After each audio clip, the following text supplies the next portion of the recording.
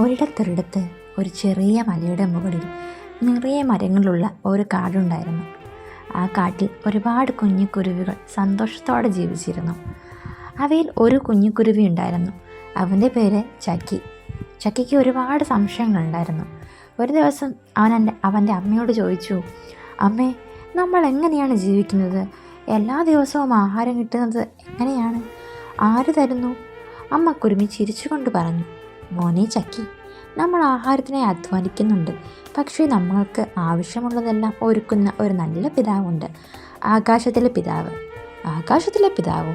ചക്കിക്ക് അത്ഭുതമായി. അവരെങ്ങനെയാണ് നമുക്ക് ഭക്ഷണം തരുന്നത്? അമ്മ തുടർന്നു, മോനെ, നമ്മുടെ കർത്താവായ യേശുക്രിസ്തു പറഞ്ഞിട്ടുണ്ട്, ആകാശത്തിലെ പറവകളെ നോക്കുവിൻ, അവ വിതയ്ക്കുന്നില്ല, കൊയ്യുന്നില്ല, കളപ്പുരകൾ കൂട്ടുവെക്കുന്നതുമില്ല, എങ്കിലും നിങ്ങളുടെ സ്വർഗസ്ഥനായ പിതാവ് അവയെ പോറ്റുന്നു. നമ്മൾ വിഷമിക്കേണ്ട കാര്യമില്ല. അവിടുന്ന് നമ്മളെ ഓരോരുത്തരെയും നോക്കുന്നുണ്ട്. ചക്കിക്ക് അത് പൂർണ്ണമായി മനസ്സിലായില്ലെങ്കിലും അമ്മയുടെ വാക്കുകളിൽ അവൻ വിശ്വാസം അർപ്പിച്ചു. അവൻ എന്നും രാവിലെ ഉണരുമ്പോൾ ദൈവത്തോട് നന്ദി പറയും. ആകാശത്തിലെ നല്ല പിതാവേ, ഇന്ന് എന്നെയും എൻ്റെ കൂട്ടുകാരെയും പോറ്റിയതിന് നന്ദി. ഒരു ദിവസം വലിയൊരു കൊടുങ്കാറ്റ് വന്നു. മരങ്ങളെല്ലാം ആടിയുലഞ്ഞു. കൂട്ടിൽ നിന്ന് പറന്നു പോകാതിരിക്കാൻ കുഞ്ഞു കുരുവികൾ ചിറകുകൾ കൊണ്ട് ശക്തിയായി പിടിച്ചു നിന്നു. കൊടുങ്കാറ്റ് മാറിയപ്പോൾ പല മരങ്ങളിലെയും പഴങ്ങളും ധാന്യങ്ങളുമെല്ലാം താഴെ വീണുപോയിരുന്നു. കുരുവികൾക്ക് പേടിയായി. ഇനി എന്ത് കഴിക്കും? എവിടെ പോയി ആഹാരം കഴിക്കും? അവർ പരസ്പരം ചോദിച്ചു. ചക്കി അപ്പോൾ അമ്മയുടെ വാക്കുകൾ ഓർമ്മിച്ചു. നമ്മൾ വിഷമിക്കേണ്ട, ആകാശത്തിലെ പിതാവ് നമ്മളെ നോക്കും. ചക്കി പറന്നുയർന്നു.